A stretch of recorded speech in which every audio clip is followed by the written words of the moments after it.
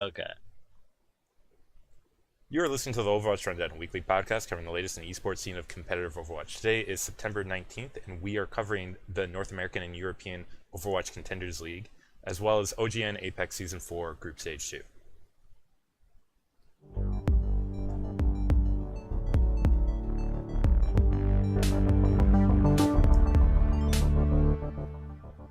Jax, listen, all repeats aside, this week we have some new action coming at us from the Overwatch Contenders League, as well as the OGN Apex as it moves into the second group stage.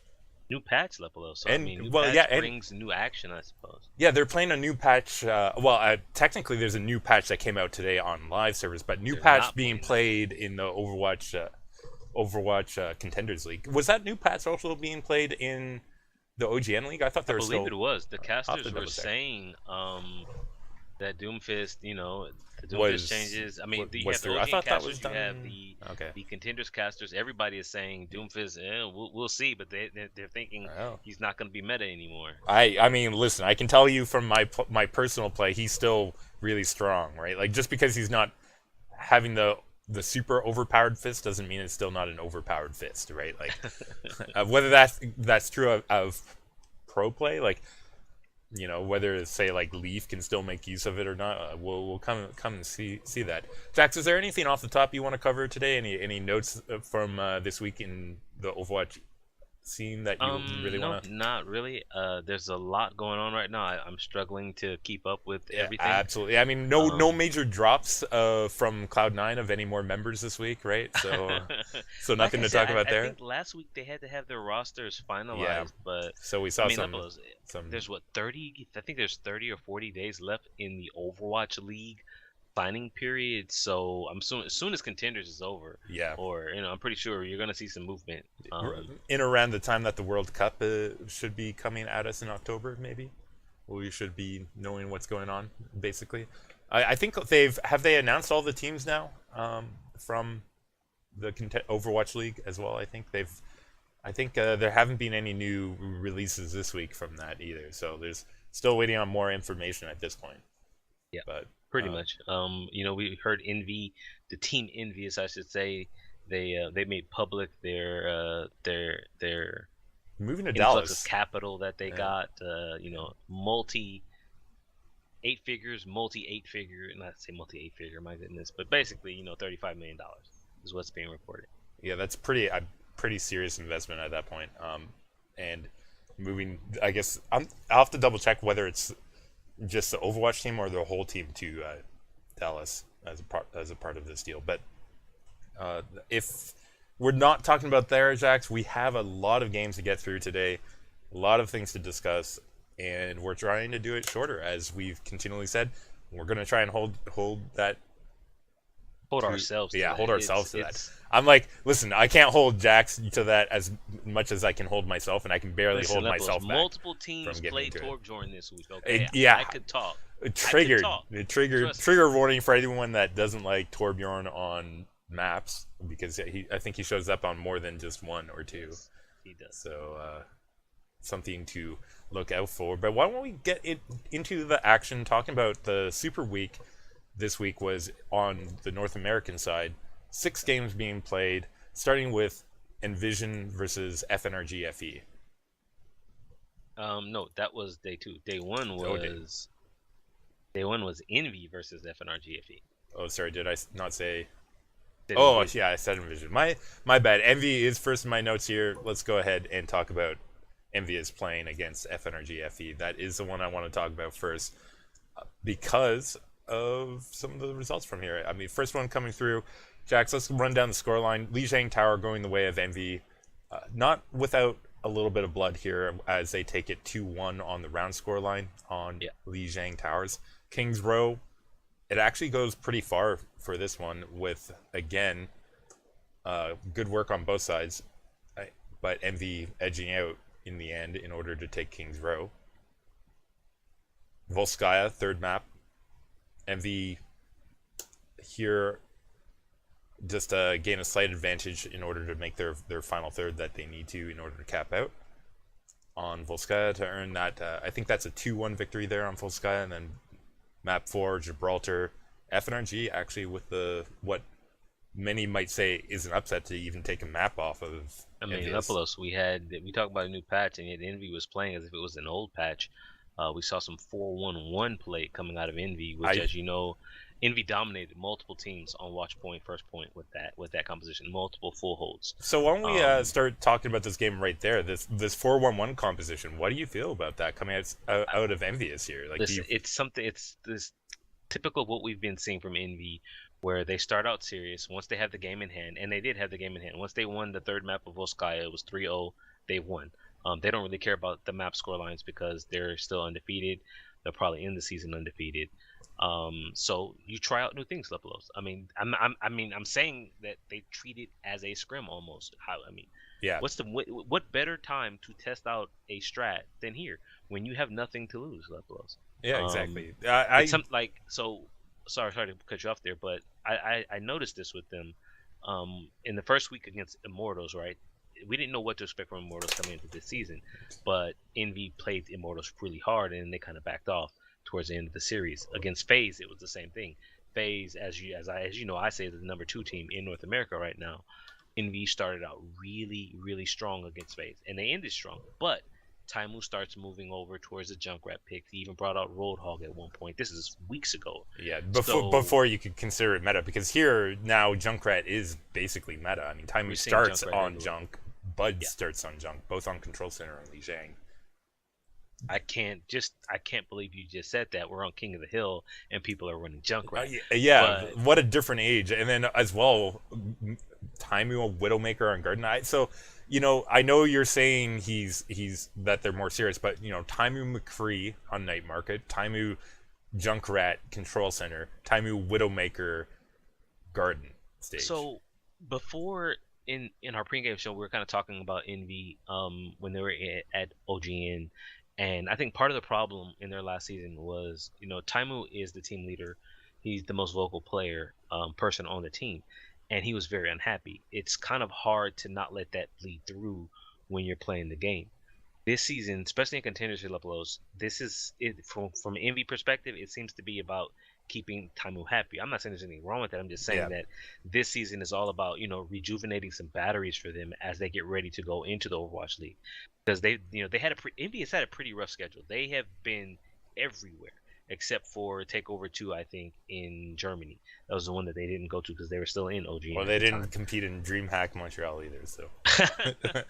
but you know, this is all about. I won't say all about, but a large part of it. And honestly, I wish I could ask Coach Kai about it. Keeping your players happy, Lepolos. Like, it affects how they play the game, you know. And Taimu, as you can see from his own personal streams, from how he's talking on Twitter and presenting himself, he's enjoying the game somewhat. Yes, he still has his problems with it, for sure, but he's enjoying it. And Envy as a whole, I think, is benefiting from it. Also benefiting from Effect being absolutely fantastic on the OP Tracer, which no one but us seems to call her overpowered. And the previous, well, I say previous because we don't know just yet whether or not Doomfist is still overpowered. Yeah, no, that absolutely is true. Effect still high on my list of players that are controlling teams' performance, and here in North America to have such a great Tracer, definitely going to continue to go through it. And then the rest of the team is absolutely solid behind them. FNRG, it's not a big surprise that they lost here to Envious. Great that they took a map, though. Great that they took a map. They took watch point. You know, taking a map is always good. Yes, Envy messed around, but still, and I said it didn't matter for Envy to lose a map. It does matter for FNRGFE, who's not struggling, but who is fighting for a playoff spot. You know, I don't know the exact tiebreakers, but at some point maps will come into play, and the more maps wins you have, the better. Also, they played Envy really tight on Kings Road. They played them pretty tight on Lijiang Tower. You know, it's just that Envy right now is the best. However, FNRGFE has been raising the level of their game, Lepolos. They started out the season, you know, not that good. They lost Lepolos to FaZe. They lost to Kangarna. That 3-1 loss to Kangarna in week 2, if you look at it now, is absolutely shocking. But then after that, they beat Rogue. Then last week they beat Immortals. Not that that's saying anything. And here they played Envy rather close. Yeah, it's absolutely true. When I see the FNRG FE team, you can't help but see the improvement or consistency this week out of the DPS duo of Clockwork and Buds being vastly superior to the consistency that we saw them previously play Yeah. in other weeks. I So I really liked how they performed this week. Bud's on Junk, Bud's great flex player, but the problem with flex players is you never know how good they're going to come out on a given hero. Bud's this week coming out pretty strong. Not the top tier of any hero he played, but still came out pretty strong. It's funny you say top tier because we see so many tier 1 listen, was that just one? Yeah. It's just that, and so I'm trying to say I know Buds is good. I don't know if Buds is top tier. But I'm talking about as a flex player though, right? Yeah, as a flex player, you can't say he's going to be like the number 176 when there's somebody else like AKM that plays 76 only. Let me ask you then. So last week we talked about how Mangachu would be a really good, sub player or hero specific player, or for his Pharah and maybe his Hanzo, right? Would Yeah. you take Mangachu if say you're Envy, right, and you wanted to have some variation? Would you take a Mangachu or would you take a Buds? Or if you're Immortals, would you take a Mangachu or would you take a Buds? Okay, I'd probably Envious is hard because they actually already have a flex in terms Right. of Taimu. That said, let's go with Envious though, because what Envious is missing is a Pharah, right? Like Yes. Taimu, And Pharah Pharah was serviceable. Mangachu, and a Genji, I would choose Mangachu. Yeah, and then Genji too. Taimu, serviceable Genji. I'm not sold on Taimu Genji. Exactly. That's what I'm saying. I've seen worse pro level Genji players, but he's definitely not a great Genji player either. So, I do think if I was a team owner, I definitely would be looking at rounding up my team in compositions, even if you don't use them in a season, but just in case there is a patch that lands that changes the meta, and you have a go-to person that can play that hero really, really good. Buds also, Lupulos, when you think about Buds, was the best Reaper in the Beyblade meta. Yeah. Now, a lot of that was Fnatic literally being based around that, but he also had really good positioning too. If it comes back, Reaper. See, the thing about it, I think Bud said in the stream, or someone quoted Bud as saying he wouldn't play Reaper in competitive because it required so much team support that in his random competitive games he wouldn't get what he needed back in the day. I absolutely agree with that. I mean, there's a reason why changes to Reaper were made, and now he's serviceable because you can sort of live by yourself. He still needs team help at the levels. He absolutely does. But a lot of characters do. Certain characters don't. Tracer. But let's move on. Let's discuss the second game. We're talking about needing help, Lepelos. Both these teams in the next game need help. Yeah, sort of bottom of the seeding bracket right now on the ranking is none other than Congarna versus Rogue. Listen, this was my out there pick. I was like, Rogue going to continue to flounder. It was just really a discussion point. Unfortunately, here my pick was wrong. Jax, just utter domination coming out of Rogue on Congarna. I don't even want to spend much time here other than to 4-0. say the French have left Canada. They're back in Vegas, so they're home, quote unquote, now. And we talk about time in the pregame. We talk about Taimu not being happy leaving out of a hotel room. So now Rogue, who has been in Canada for the last 2 months, apparently, Lepelos, they're home. And can we say that that's why they played so well? I mean, they looked a lot like the old Rogue, or would we be saying that Congarna, who started out the season, including beating FNRGFE, who we're so positive on now, Congarna looked absolutely terrible. Congarna didn't look as coordinated as you need a team to beat Rogue. Here's what I'm going to say, though, in the reverse, which is Rogue, for looking so strong at points, still managed to let Congarna do certain things that they should have clamped down on. And that still concerns me for a Rogue team that I believe is facing Envious soon.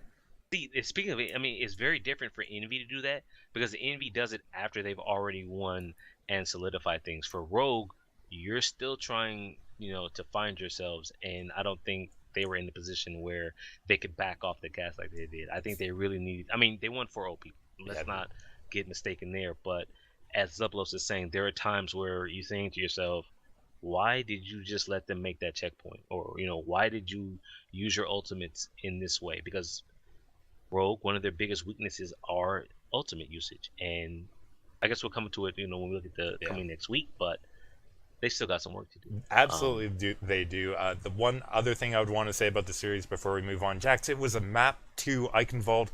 Thank goodness, something different than either Nimbani or Kings Row. That because that could actually have been what I wanted to talk about for the week, off the and I'll start, just say briefly yeah, here, they gotta get us some map rotations, man. The same. See, the problem is it's the same maps in the same order. Like so it much just Gibraltar. I mean, it's oh, sad. and It's Kings Row. I mean, it's sad that the most variation that we've been getting is actually on King of the Hill map. Because listen, you can listen to about 30 episodes or more of us in the early days complaining yeah, about King of the Hill maps. It's still not my favorite mode. It's feeling a little bit better these days because best of 3 format a lot best better. of three. Okay, let's go ahead and talk about what I accidentally started us on. Envision versus FNRG This FE on Saturday. was the game of the week, Lepelos for North America. Um, Big changes I to Doomfist coming out, and we knew that could influence things here. I mean, what we didn't know was how big a part Junkrat would play. Like after Envy versus FNRGFE, we knew FNRGFE had a certain love for the Junkrat. Starting out on King of the Hill here again, Lepelos, we see more Junkrat. But I suppose, do we just want to go through all the scores now and then just talk, or Yeah, do you want to take it map let's by map? do a Okay. quick rundown of the scoreline here. Uh, Take us through, Jax. Oh, okay. We've got Nepal 2-0 FNRGFE. We go to Kings Row next, 1-0 FNRGFE for the full hold. Sky Industries 2-1 FNRGFE, which effectively won them the series, and then they still played the fourth map, Watchpoint Gibraltar, 2-1 to Envision here. Uploads, we can almost have the first two maps be summed up as Envision not meeting the Junkrat check. Again, I can't imagine.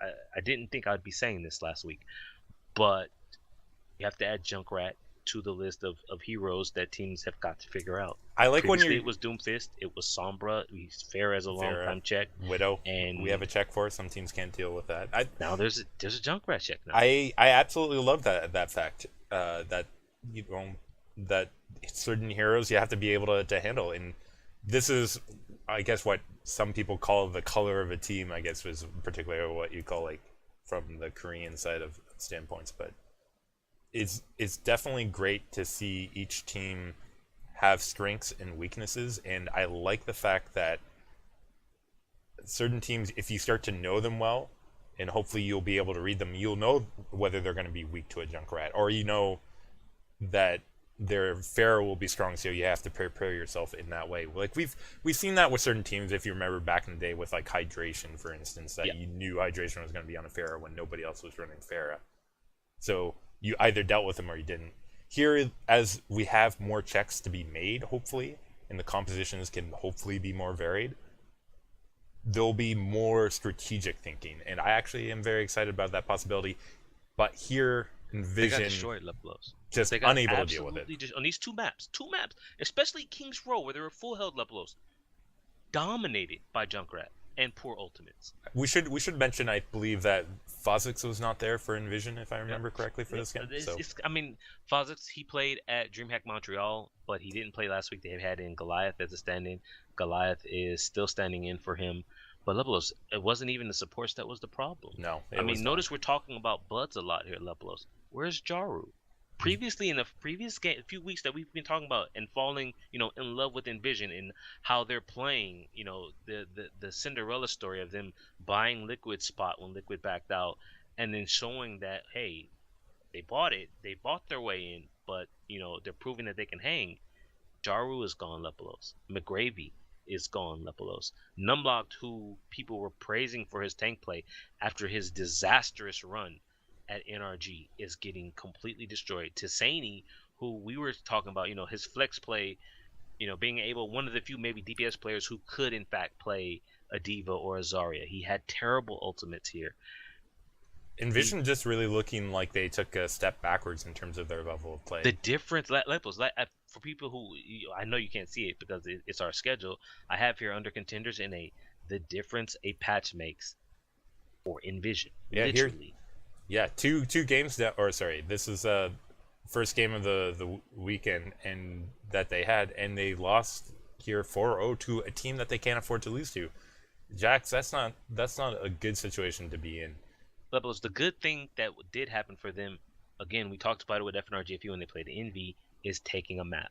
And it's kind of odd. FNRGFE takes Watchpoint off of Envy, but Envision takes watch point off of FNR GFE. I mean, I do have to say in this great and hilarious play by Muma, hiding as Envision make that second capture point to slow down Envision going into the third.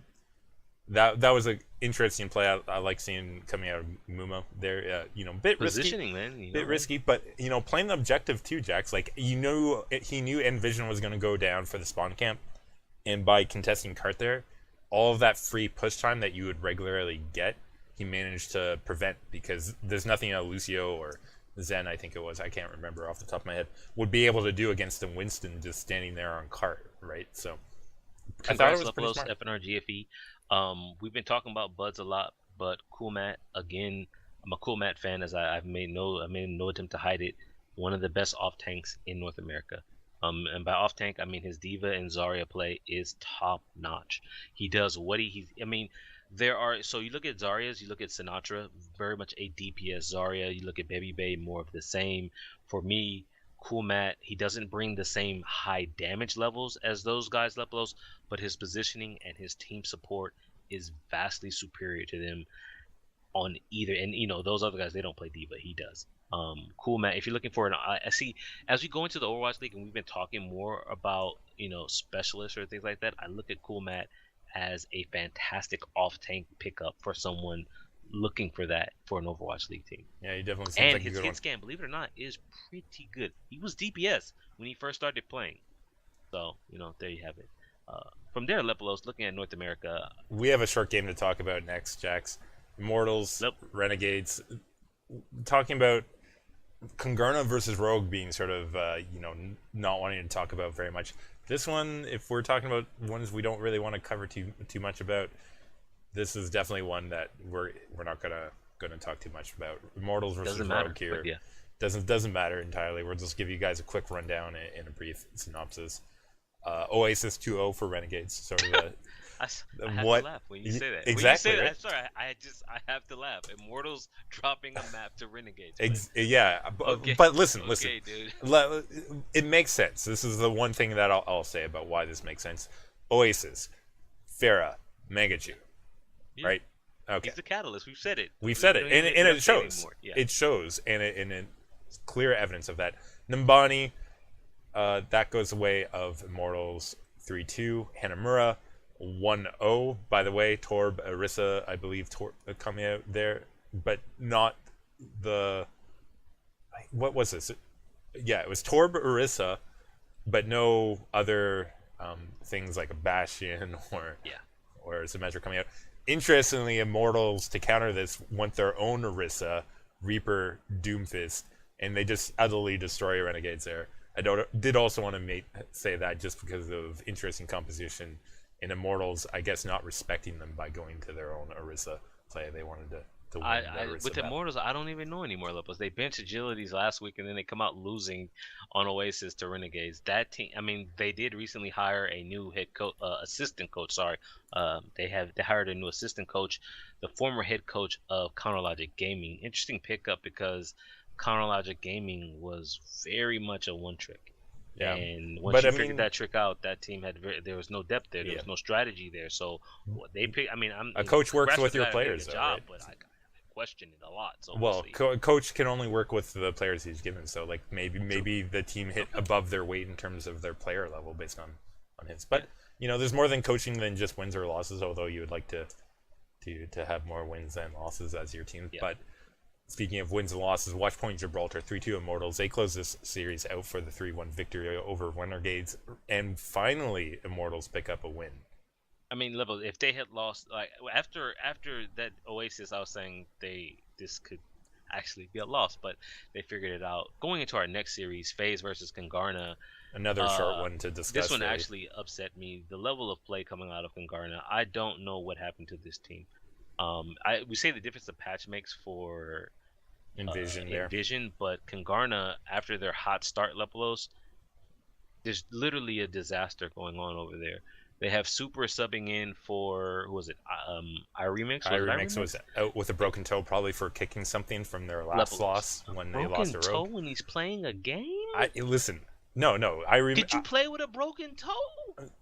he was probably on painkillers. What I'm trying to say is he probably kicked something after they lost to Rogue, and overnight had to go get some X-rays and stuff like that. Lepelos, this was a disaster.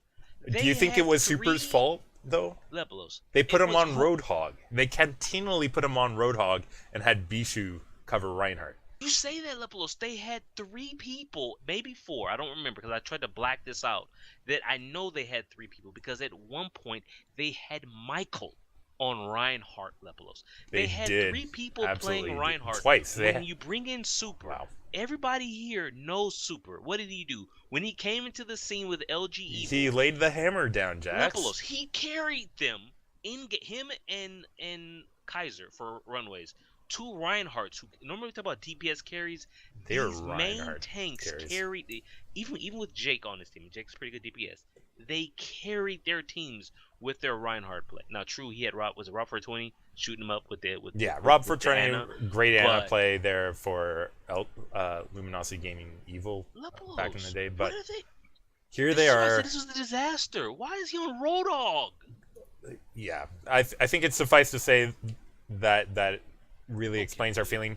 Score rundown: 2-0 Oasis for FaZe, 2-1 Kings Row for FaZe, 3-2 Volskaya FaZe, 3-2 Watchpoint Gibraltar for FaZe. FaZe 4-0ing Kungarna here, and not much of a surprise to us on that front. Kungarna has lost 4 in a row. They started out hot, 2-0, then 2-4. Now they're eliminated. They cannot. They're down there with Immortals and Renegades as teams who cannot make the playoffs. However, Lepelos, our last game of the week, Envision versus Envy. Both Envy pretty much guaranteed a spot. Envision still fighting for a spot after starting out strong.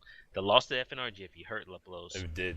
That hurt a lot to lose to FNRG. It would be nice to pick up at least a map here against Envious, if not a win. Scores not great. Let's do the score rundown. Jax, Envious, 2-0 Lijiang Tower, 3-2 Kings Row. And then it gets worse. 1-0 Volskaya, 1-0 Gibraltar Jax. Let's talk about the shutouts.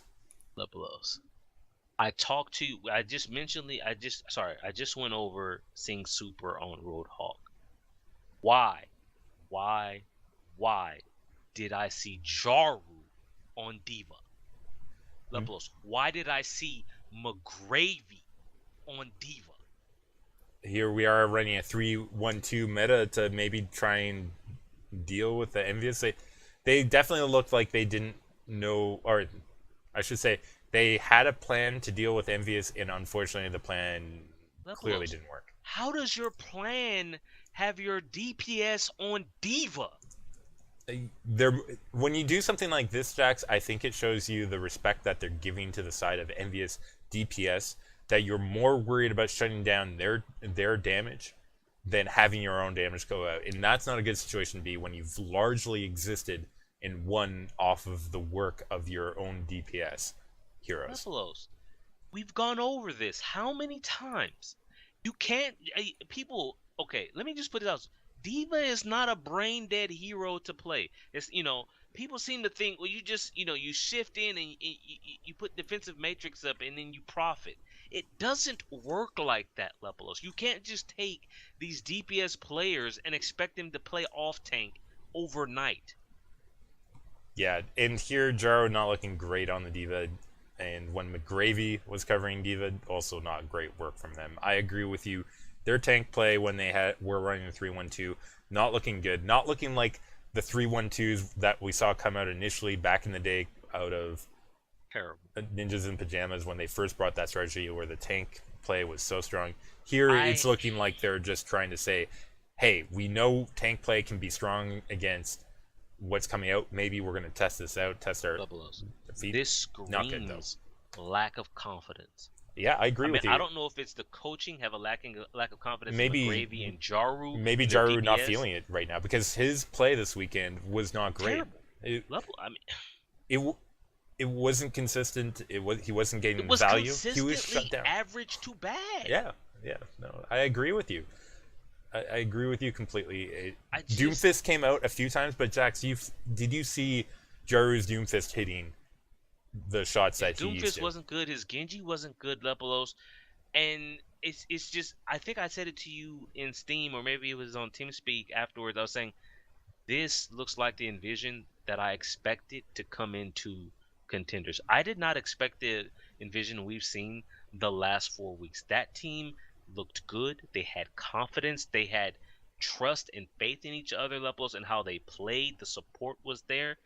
This team, this envisioned from this week, looked like the team that would have had to buy their way into the tournament because they couldn't play their way in. They were terrible. The other way I'd put this is this envision looking like they would be competing with Congerna right now. And Renegades. I agree with you. That's where, and Immortals, but ouch, Immortals, but that's the honest truth. Like, they're not looking like they should be in the top 4. They look like they're going to be in the playoff spot. And that's where they should be right now because we're seeing good play out of FaZe and FNRG, FE, and Rogue has been picking it up too. We'll see. Lepelos, huge week next week. But that's it for NA Lepelos. We go across the ocean to Europe. Yeah, Contenders this week in Europe, of course, having only the 4 games to discuss, really. So okay, nice and short. I look at the first game here. I just have to. I'm rolling my eyes since I don't have a camera on right now. Yeah, just imagine Jack's rolling his eyes because here we are starting off on Oasis in the first matchup between none other than E United and Bazooka Puppies. Jack's sort of the battle at the bottom. These two teams are at the bottom. I know. I can't believe we say that about E United. And Bazooka Puppies with their talent, but we've honestly gone over this. That talent carrying them through the first map on Oasis. Jack's 2-1 on Oasis. E United not starting off well. Why does this look so much like the Renegades versus Immortal series, where Immortal started out terrible on Oasis and then turned it around? Maybe that's because we have a lot of people being subbed in. Moffitt, I believe, Bazooka Puppies Tracer in for Sharp, who was last week. On the side of E United, I believe it was Hayes in for Valuta, who Hayes was playing the tank classes usually, which moved Unfix over to DPS, if my notes are correct on that right now. But, you know, Bazooka Puppies getting the better of E United off the start, so they're earning a map victory there, but Jack's not to be Bazooka Puppies game. 3-1 Kings Row, 1-0 Volskaya, and 3-2 on, of course, Gibraltar. That's about all I have to say about this series, Lepelos, what you just said. I do want to point out, E United, the organization, has said they will not be pursuing an Overwatch League slot. And I think someone linked on Reddit a cruise post saying looking for Overwatch team. Yep. So maybe that's interesting needs to pick up that's rather Genji. singular there, Lepelos, where he's looking for an Overwatch team. Not so much, him and his buddies, but well, let's be honest. Like, as an Overwatch team, most teams already have like the core of their roster probably already picked. So everyone's a free agent. You don't get signed as a team mostly. Only teams that are already existing get, hopefully shoehorned in. But you as a player need to look out for yourself. So Cruz lately, he's been a bit of Genji, sometimes a Doomfist, but mainly a Genji one trick. Okay, yeah. Let's just be honest. Would you say Envy might take a look at him? As I said, I think I could see him on like an Envy team that probably does need a stronger Genji player if Genji's going to be in the meta. Okay, I think that would be a good thing for them. E United, we've said previously, Lepelos, the best poach we've seen was them taking Boombox. Yeah, somebody's going to pick up Boombox. I would be. Now, I'd be Boombox surprised. Struggling, or is it just E United as a team struggling, which means Boombox is struggling? I think it's E United as a team largely haven't been able to, because the mechanical skills to do what Boombox does doesn't fade with time, and I don't think he's getting himself killed at significantly higher rates because of his play. This is interesting, but this might be the last. Well, next week might be the last we see of United, whether it's Reunited, We United, E United, whatever version they're going through. This might be the last one. This might be the last United team that we see. Unfortunately for them, they might finally get split up. Jax, let's go ahead and talk about the next game though. Important one coming up for 1-2-3, seeing if they can hang with the top tier teams here as they try and take on Misfits. Huge game. Jax. Huge game for them. Yeah. I mean, I say it's a huge game because while both these teams, we need to see, it's a huge game in that it's another test for Misfits. They got pretty tested last week against Gamers Origin. But for 1-2-3, we've all got questions, we're looking for answers. And we'll see. Hopefully, my neighbors just started their generator here at 9, almost 10 o'clock at night. So hopefully my mic isn't picking it up. All right. But yeah, this was an interesting series. I say interesting, but not really. Yeah. I mean, it ends up being pretty short. Score rundown: 2-0 Lijiang Tower, 1-0 Nimbani, 2-1 Hanamura, and 5-4 Watchpoint Gibraltar. Other than that last map, Jax, this wasn't particularly close between the two teams. I mean, but see, and the thing is, I'm starting to wonder, Lepos, is it because so many of these series that come, you say to yourself, wow, this team really stepped it up on this last map. Where were they the previous maps? And it's like, did they step it up or did their opponents step it back down? But Misfits, honestly, Lepos Logic's just not being dealt with still. And until someone like Gamers Origin, they played very well. Misfits failed somewhat of their Doomfist check last week, but 123, doesn't have someone to test them like that. And Logix is still running around doing whatever he wants. Tavik, of course, also on the Junkrat. Yes. Like, that Junkrat was stupid when he saved himself. Tavik, one of the original guys, Lepos, in the pro scene who played Junkrat way back in the day. Yeah, the Wiggle tire to contest that spawn camp. That reminds me, I forgot to mention, spawn camping Junkrat tire, guys. If you didn't see it live, Envy versus Envision on Lijiang Tower. Do you want to see a stupid... On the control center. They were literally stuck in spawn while Taimu danced the tire around, on top of the shuttle that you come out from. So they can't even kill it. So, anyways. I don't even know what to say to that, Lepelos. And then they came out and died. And died anyways. And he did it twice. He got that... Okay. Let's move on from this one. I don't think there's much more other than to say Misfits really strong play out of them. Another huge game, Lepelos. Yeah, this is like a deciding game right here where Cloud9 took on Gamers Origin. Massive playoff implications here. Gamers Origin coming... Now, listen, Gamers Origin has played Misfits better than anyone so far this season, but better than anyone was still a loss, and wins and losses are what matter here, Lepelos. And the patch coming out with changes to Doomfist, and we saw Jaru not doing very well. Viable. Now Gamers Origin relies heavily on their Doomfist. Yeah, and Leaf does show up from time to time, but not enough.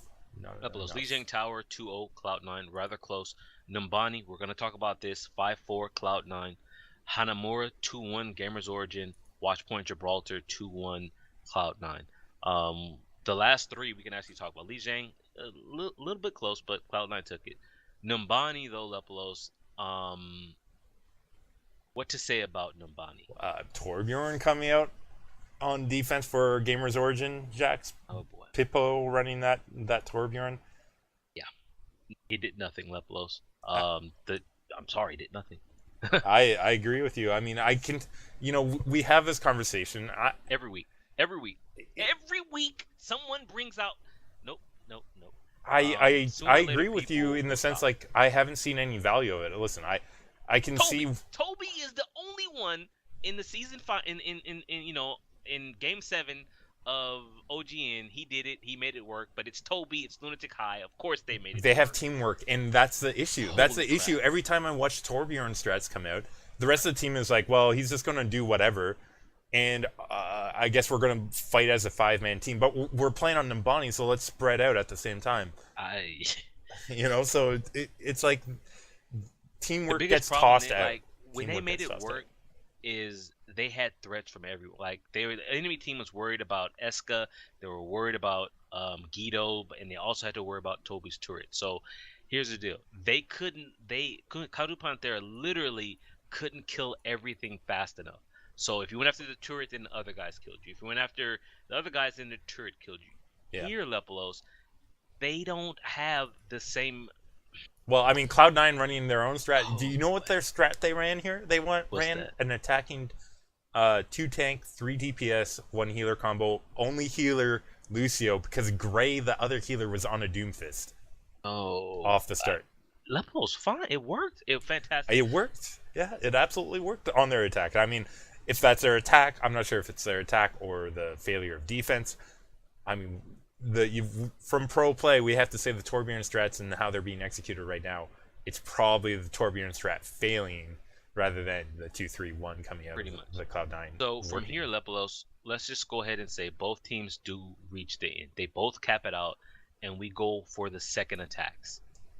And this is where things get a little interesting. Cloud9 go first, Lepelos. They do, in fact, tap the first point. So, they've got their fourth point, and they get held in the middle of the streets for right before second.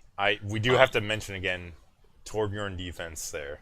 I do have we talked about that. I mean, he listen. Yeah, we're not covering that again.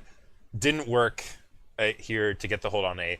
Cloud9 do barely make the checkpoint, but that's it. So there's a doable distance, still hard. No, you said we're not going to do it. We're not going to do it. We already discussed it. So this puts Gamers Origin in a situation where they have to make basically the checkpoint, and if they win that fight to get to the checkpoint, they basically won at that point. They managed to get through A point. I do want to say before we go to the next stage, people keep saying Doomfist not viable now because of the hitbox changes. These people have not told this to Leaf yet. Yeah, 2 kills in a very scrappy fight. He's still getting kills with Doomfist. Call Jeff Kaplan and tell him baby rage. He's still getting kills on Doomfist because it's not supposed to happen, and here it is. Yeah, you only have to go and watch some of the OGN stuff to see. We're going to talk about that too. We will be talking about that later. But here we're talking about Gamers Origin finding kills off Leaf to get themselves into the second phase. And Jax, then Leplos in the second phase, right? I'm saying to myself, okay, I'm saying Cloud9, they lost to the Doomfist. I'm saying, okay, I looked at what they had. Neptuno has the EMP because they're playing Sombra. Gray on Ana has the Nano Boost. I'm saying, Malzasa is around 70-ish% on his primal rate. So I'm thinking to myself, they're going to EMP into the Nano Winston because no one can get away at that point. There's no movement ability to help them escape. And he's just going to W mouse one with Winston and tickle everyone to death. Yeah. And then Lepelos, they engage. They put the Nano Boost onto Mikey A, the hero of Welsh Esports apparently, on his Tracer. And then they feed Lepelos one right after another. I'm saying to myself, Cloud9, what kind of execution is this? You just threw the game. Yeah, they did. Did you see the ultimates? The Gamers Origin, they had 5, if not 6 ultimates after that fight, and all they had to do was push it to second. That's one fight, Lepelos, with how spawns work. Yeah, it was a big mess up here out of Gamer Origin. They're going to be feeling this one for months. People will be ragging on them for a while about this one. Huge play. EMP came out, Jax. They cleared 9 that cart, and overtime ticked down. No deaths, Jax. No deaths. Just overtime ticked down. They had 5 ultimates, both support ultimates, Transcendence and Sound Barrier. Sound Barrier would have been negated by the EMP. Okay, I get that. They had the Doomfist Leaf was hiding up, waiting to jump someone. They had a soldier. They had a diva who dove a little too deep. Reinforced, by the way, on analyst desk, rightly pointed this out, Lepelos. This is a tank failure for the Cloud9 that came out of this. Now, I don't want to confuse people. I say Cloud9 because it's a meme. When you just literally forget about the objective and the game ends, it's a Cloud9, even though they're playing Cloud9. Your diva cannot dive after the supports. I mean, she can. Okay, that's one. But your Winston then cannot leave. Yeah. One of your tanks, Lepelos, has to be with the payload. It is the objective of the map. When you leave the payload and you leave your squishy DPS or your squishy support to guard it, you fail. Now, Slideshow was saying they expected the EMP, so they spaced themselves out. They ran and hid to avoid being hit by it. If that's the case, then perhaps your Zenyatta sacrifices himself, Lepelos. I say that in that he sacrifices his ult by using it preemptively because he knows the EMP is coming, or he literally just sits there and dies. Yeah. I agree with you. But really, this is on Malzasa for me. If the diva is gonna dive deep, Malzasa, you can't. No, sorry, not Malzasa. I apologize. The tank. Who was the tank for Gamers Origin? Oh my goodness. Tank for Gamers Origin, Lepelos. Let me get this right. Ben Best. Can't do that. I'm sorry. You literally can't walk away from the payload. You have 5 ultimates. Game over. I said game over. Round over. Cloud9 stole this. They stole this level. They They should have lost. absolutely didn't deserve to win this.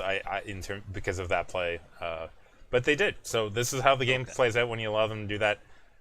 We've covered. Did you want to cover anything in the Hanamura or Gibraltar? No, for me, Hanamura is a gamer's origin map. They beat map. They Yes. beat Misfits on it. Here again, people. Doomfist is still perfectly fine. If you Hanamura literally comes down to the power of the first pick. And Leaf consistently picked Cloud9, even though they had like 6 minutes. They kept trying to push up the same top right, could never make it. And you know when they finally made it, Lepelos? They switched over to the Roadhog. Yes, I said Roadhog. He came in, he got the pick onto hardest, so that for once, Cloud9 had the 6, Gamers Origin had the 5, and they capped it out. But ultimately, Cloud9 could not hold. Well, they didn't actually cap it out. They got their best push off of that. But Doomfist won Hanamura for Gamers Origin, and the final map, Lepelos, for me, it's interesting in that we talked last week about Cloud9 taking it to Watchpoint when previously they were full health. And we said if Cloud9 goes to Watchpoint again, they're stupid. This time, Gamers Origin took it to Watchpoint. But as the analyst desk point out, and I'm liking the analyst desk more and more, Lepelos, because they're saying things like this instead of talking about the weather or, they did have that corn dog segment, but we're not going to go into that. Yeah, we're not going to go into that. And they didn't pointed change out shirts that this Watchpoint week, so. not the best map for Doomfist. Now, if you're Gamers Origin, you're kind of like the OCLG, where not as bad, where Hydration and Sphere was your carry. Here, Leafing your Doomfist is Not your the carry here. Yeah. It doesn't work. They wasted a lot of time trying to make it work, and ultimately, Cloud9 finally figured out how to play on Watchpoint and took the series and not solidified. I think there's still a chance they could lose it, but they have a pretty good hold on that last playoff spot now. And Gamers Origin in 5th place. Yeah, no, it's definitely concerning for Gamers Origin when you get Leaf shut down there on the Doomfist, either by map selection or if you finally have a counter. I agree with you though. The Doomfist is ready. You have to take them to a map that the last 2 weeks were full held on. Yeah. But again, it's worse for your best hero. And it just didn't work out. It's definitely it's sort of a chance thing. Okay, Jax, let's move on to the last game of the weekend in the Contenders European League, and that's none other than Gigante as they take on Team Singularity. This one could have gone either way, because with Singularity, their last 2 weeks they've played very well. But Gigante, I think you were talking with one of our viewers, Dylan in the chat, Lepelos, Davin and Linksters. But give us the rundown of the score.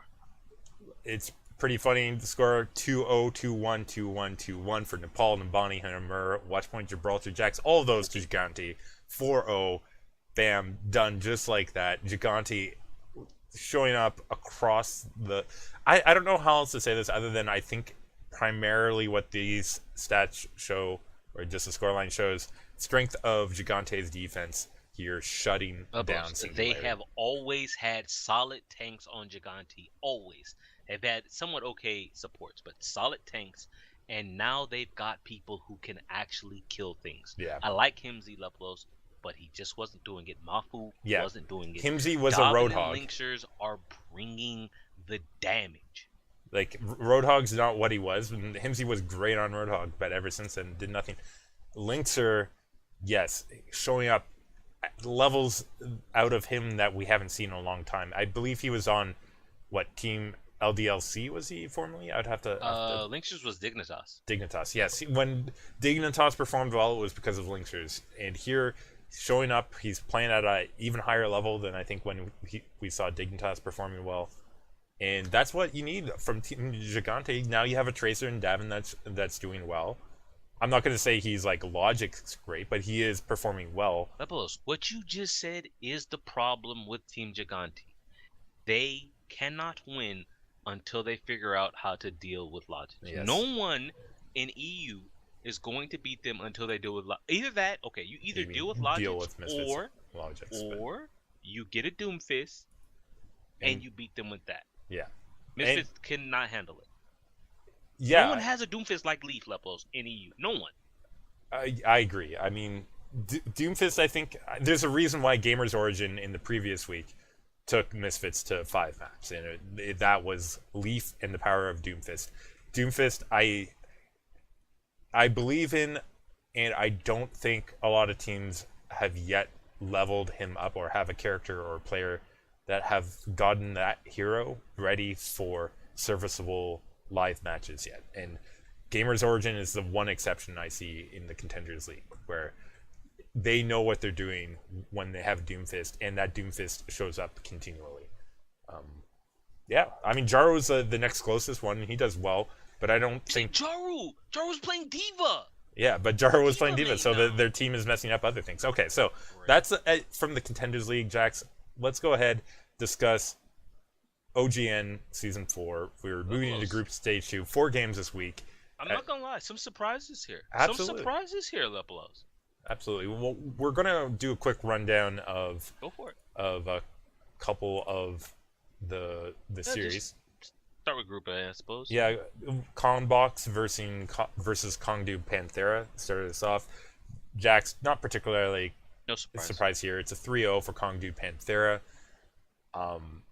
I did want to say out for the side of Kongbox, you know, they started off well because Bird Ring sort of met on the Junkrat as the new patch landed with Junkrat. Give it a try. Not great.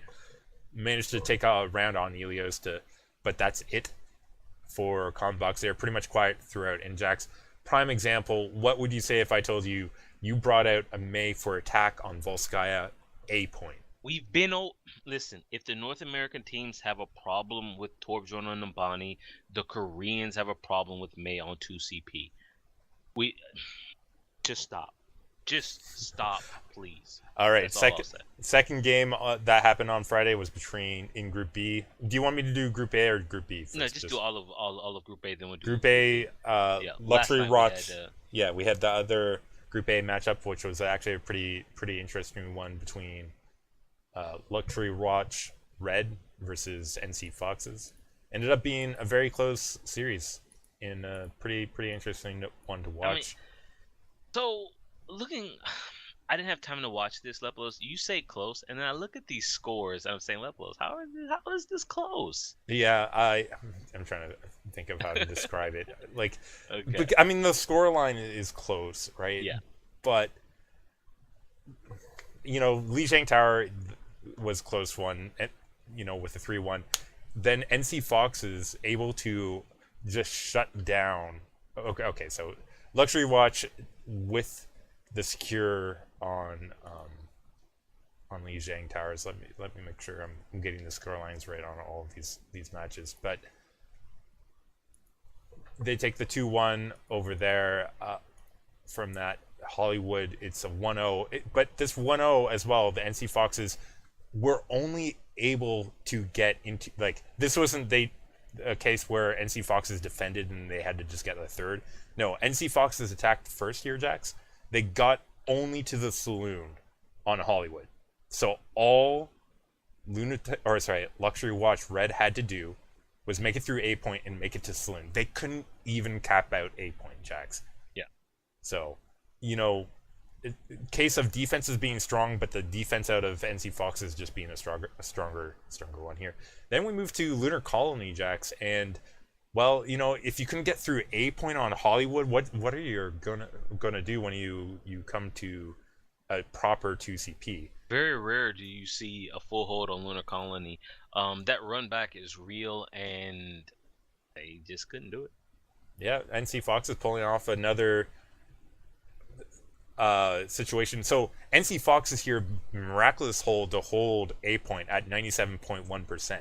So it was really close to making it through that A point on their attack, but they're able to make it through pretty easily for that victory. Dorado goes the side of Luxury Watch Red after a good series of holds on the second checkpoint.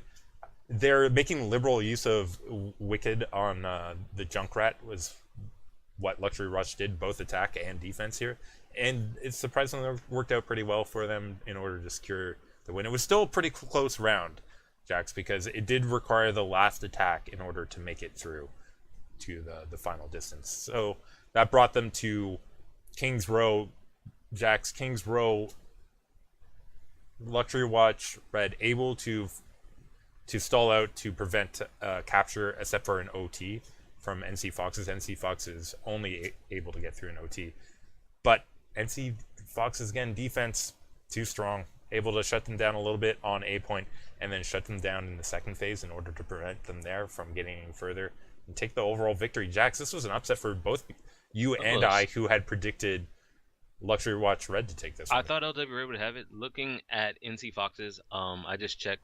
So in July at the Nexus Cup, which is a mixture of Korea and China, a Chinese tournament.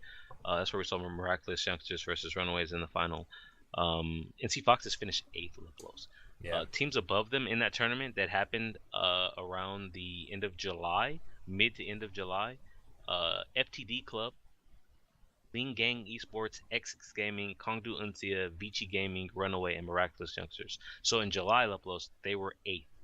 Then in August, they played in the Big File, and they lost to XX Gaming again 4-3. So here, in about the month or 2 months in between Leplos, they have leveled up somewhat. But it goes back to the previous discussions we've had about Korean Overwatch now starting to become middling. Yeah. Congrats to them for winning this Lepelos, but this result here, I'm just... Well, we knew this was one when I believe if we talked about it, we didn't entirely know. We both believed Luxury Watch Red would have a bit of an advantage, but it was hard to pick because we didn't know. Interesting, the other thing of note too, Assassin, which we've talked about on the podcast as being a specialist for King of the Hill as a Pharah player, he did not get pulled out after King of the Hill on this one. He stuck in it. But see, Leplos, again, it goes to see... Think about what you just said. We've been talking about Mangachu and Buds and, Cruz. It's the specialist. Previously, he was a King of the Hill specialist, right? Yeah. There you go, Lepelos. That's precedent right there. But from there, Lepelos, we go over to Group B, starting with X6 versus Runaway. And Jax, this one, I think you watched this one too. I did watch this one. This one, okay, well, let's talk about Lijiang Tower. We have to be quick a little bit. Okay, X6, X6 Lijiang Tower, running an interesting strategy with a one tank Diva tank, working out for them. 100-0. If you want to see it working out for them, go to the night market round where they 100-0 with this one tank Diva tank composition. X6 taking Lijiang 2-1. So they get a quick the bigger victory. Issue I have, I'm still not sold on Solo Diva tank. I mean, I'm not either, but I hear think they're, they must not have been. Oh, because the Diva tank isn't in yet. Okay. They do run it again later. We'll come back around to this stacks, but the bigger issue on Lijiang is Hacksaw on the Lucio. Yeah, we saw Runaways do this in the previous week where they had Cox on DPS and switched up their compositions a little bit. He's not Harry Hook Lepelos. He's not. Harry Hook went Lucio to Soldier back to Lucio. Harry Hook, I read an interview, or maybe it was a comment someone made. I think Kai made an interview about Harry Hook just being selfless. All he wants to do is win. He'll play whatever it takes so long as they win. This is Hacksaw trying to do that, but where I talk as DPS can't just go and play Diva, you can't just go and play Lucio. Not that he did too badly, but your team, Lepelos, your team isn't built to function like that.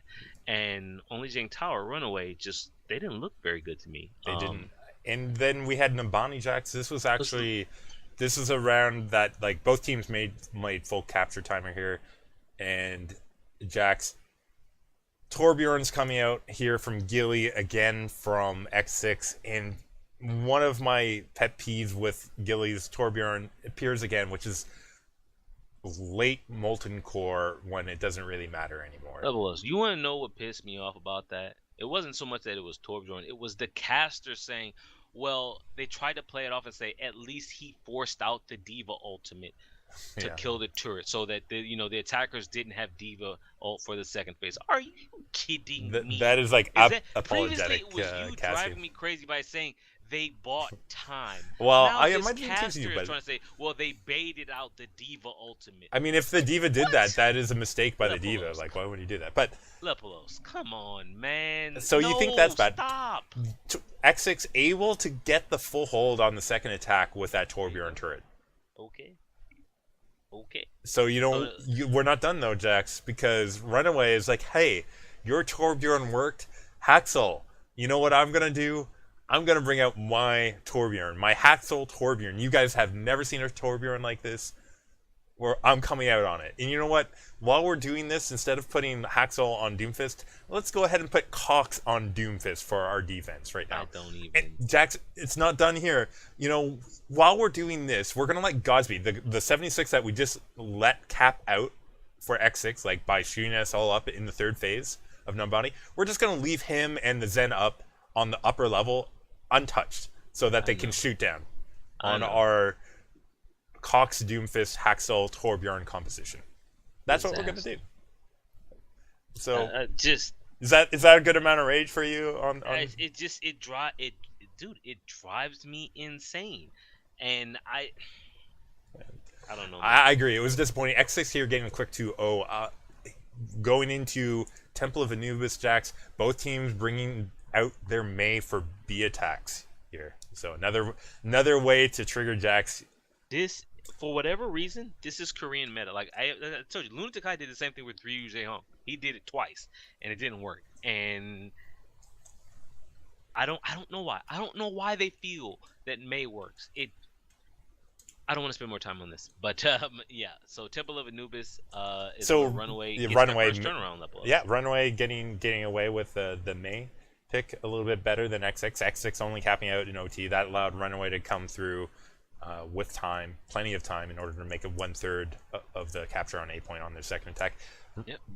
Dorado next pick. Runaway, great defense here, setting up for an early third phase hold. Haxel on the Genji, as you said, Jax, here coming out. That's what you want to see him on and performing well. Works out well here, easily making that distance for them. This was the turnaround here, because you go into Hollywood again. They hold before third, and then when they go on attack, they get third Lepelos to take the series 3-2 in the reverse sweep. It was when they stopped messing around. Yeah, no, I mean, great play, I have to say, on Hollywood as well to get the hold in the final phase, because X6 working out with this 1-3-2 Diva, Doom, McCree, Zen, Mercy. Jax, I had to say all of that because what Junkrat too. Don't forget the Junkrat. They had no smite on the Junkrat. Doomfist, McCree, Diva, Zen, Mercy. Strangest composition that I've seen for a while. Not like crazy, but definitely not a normal one. Doomfist, McCree. It didn't work. They lost Lepelos. I mean, they got into the third. The problem is how great Runaway set up their stagger defense in that one. It's incredible play that came out of there. There was a nano, particularly from Cox here. Nano boost onto Tizzy's Reinhardt, bio grenaded him, healed him through to create enough presence for Haxel to return on Zarya for a Graviton Surge that set up a clear for them to get that hold when they should have lost that fight. They find themselves in a group with Lunatic High. They cannot mess around like this. Lunatic High will not let them get away with this. X6 unfortunately did mess around a little bit too much with comps, Jackson. Lepelos, again, I'm going to say this. With Envision, I don't want to see Jaru and McGravy on Diva anymore. I don't want to see Haxal and Lucio. Play these people with what they're good at, with what has gotten... They got Season 2 OGN finals where they choked at the end, right? But they had Kaiser, they had Haxal. They played what they're good at. Stop. I mean, yes, Cox can flex around. That's fine. Have him flex in certain moments. Don't just switch him over to DPS full time in the middle of the season. It's not working. But congrats, though. This is a huge comeback for them. Huge. Yeah, absolutely. To have that. I mean, this is an incredible motivation or spirit of the team in order to be able to come through the adversity of being down 2-0 in a series and reverse that sweep. We talked about that a lot in the past. Runaways have done it in the past. It's great that they're still doing that.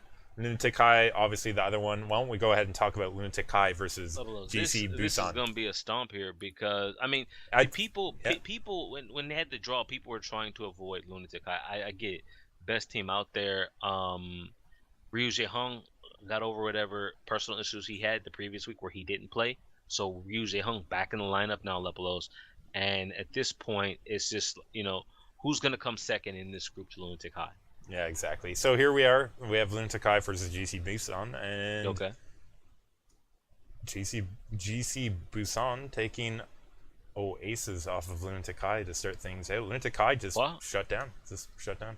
What?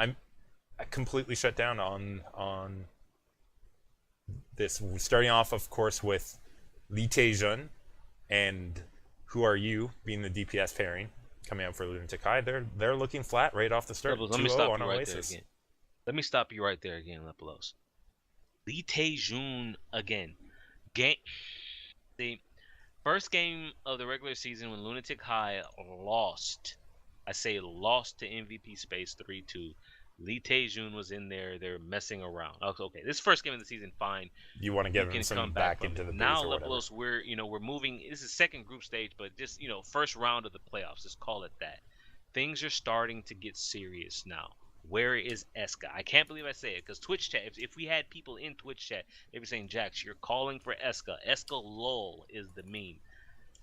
Taejun lol should be the meme, Lepelos. So make it stop." But it's just one map. So it's Koth. Okay, Koth can go anyway. They lost it 2-0. They take it to, was it Hybrid next?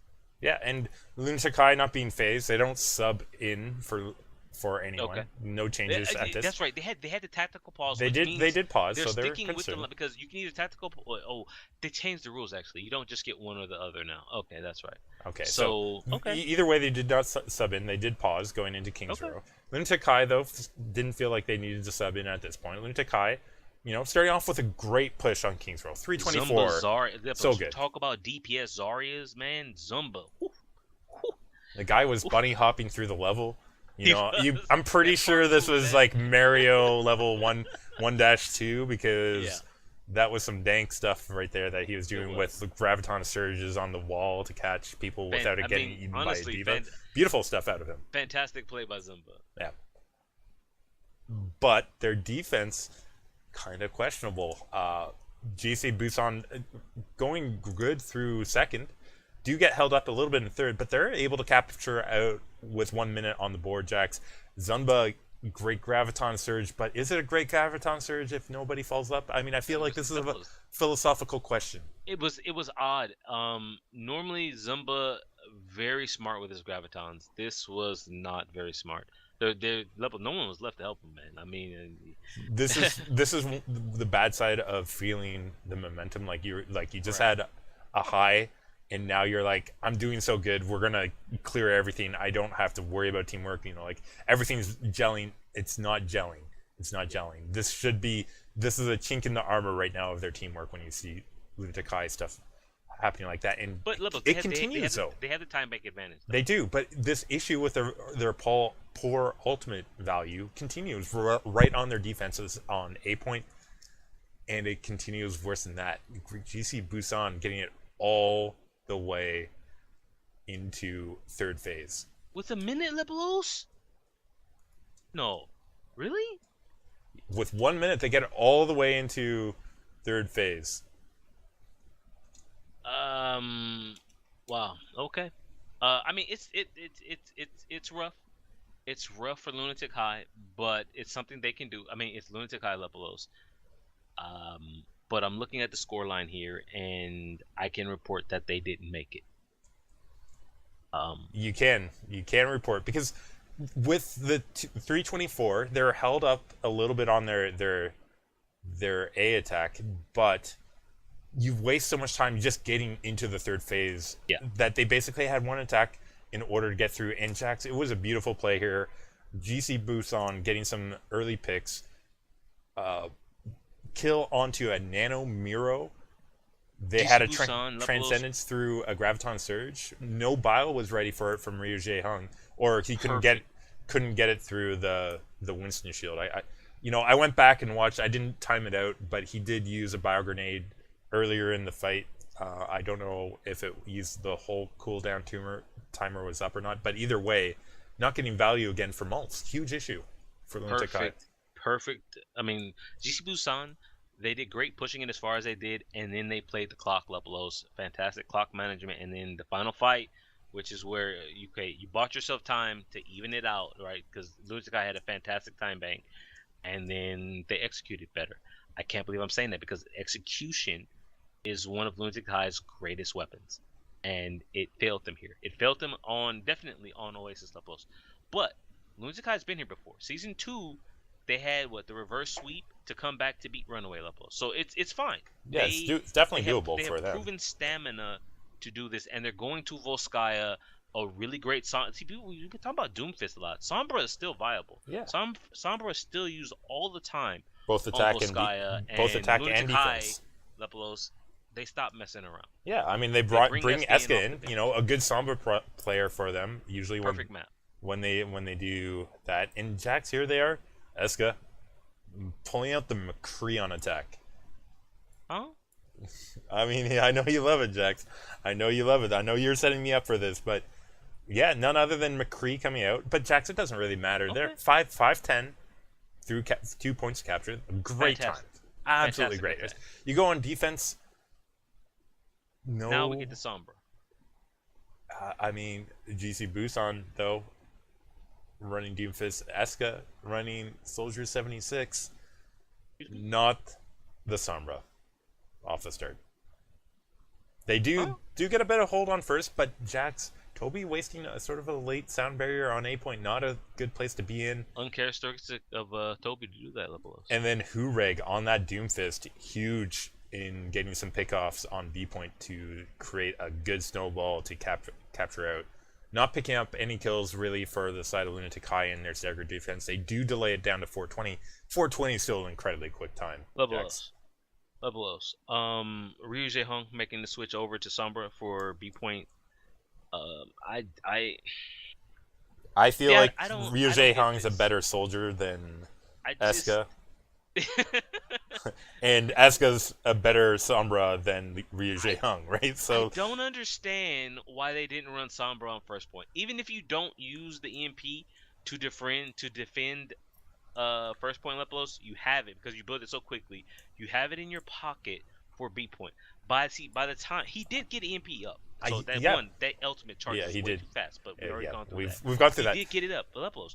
By the time he got it up, his team was dead. You talk about Zumba coming out with the Graviton Surge, right, on King's Row, and no follow-up. Lepelos, dead people can't follow up. So he pops EMP, and then what? Nothing, because they're staggered. You know what would have helped with that too, Jax? If they still had that sound barrier from Toby. Lepelos, I do want to point out, though, Zumba, and the casters caught this, by the way. Zumba, fantastic play on the D.Va. He gave his life to keep Eska alive. Yeah. Right, Eska was building up to the tactical visor, so Zumba gave up his mech, then gave up his life, but Eska got away. Eska then comes back, Lepelos tactical visor, he gets nothing. Eska is too busy trying to run away because they dove him. At that point, with Eska dead with tactical visor and everything going on, EMP. There's no one alive, Lepelos. Yeah, there's no one alive. They're staggered, but okay, Lepelos. They still have a fantastic time bank. It's tied at 2-2. We go into second attacks. And Eska finally coming out on a Sombra for defense this time, but Hagopin getting the early pick on Ryu Jae-hung. Toby falling too. Eska EMPing again. Lepelos. Here. What is he doing? He's wasting ult value, Jax. We've seen this in King's Row already. Here, issue continuing. Lee Tae-jun affecting Eska's play here and teamwork. I'm just kidding.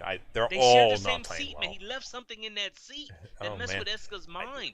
Lepelos. It's not just Lee Tae-jun, though. Their whole team is not showing very good coordination here. He killed the Zen. Fine. EMP, Zen should always die with EMP unless he has Transcendence and he preempts it. Fine. Now, what did I say? I said it previously. If you don't use it for first point, you at least have it for anti-snowball for second point. Now, Lepelos, he had EMP because they started out with the Sombra, and he blows it. So now you go to the second point. Guess what? You don't have it. I mean, it's fortunate because Lunatic High do get the initial stop on B point, so time going down. But then Prophet gets the solo pulse bomb kill onto Ryu Jae-hung before he managed to get Nano boost up and started. Hureg comes on Doomfist again, 3 kills. To really start that snowball, Hureg just cleaning up. 128, Jax, 128 for their second capture. They now have 4 points. Lunatic High is 2. I have never seen Lunatic High look this bad. Even when they were losing to Runaway was just outplaying them. This here is mistakes. Mental and positional mistakes. You want to talk from about Lunatic High. mistakes? Lepelos, let Jack's me ask you something. second attack. Okay, go ahead. Before you go on a second attack, notice what you haven't said, Lepelos. What we haven't said. This is the third map. We haven't talked about who are you. Yeah. Where is he? Where are you? Yeah, no, he's better. Okay. Jax, I'll return this. Okay. The fact that we're not noticing him, is that better than the play out of Lee Tae-jun then?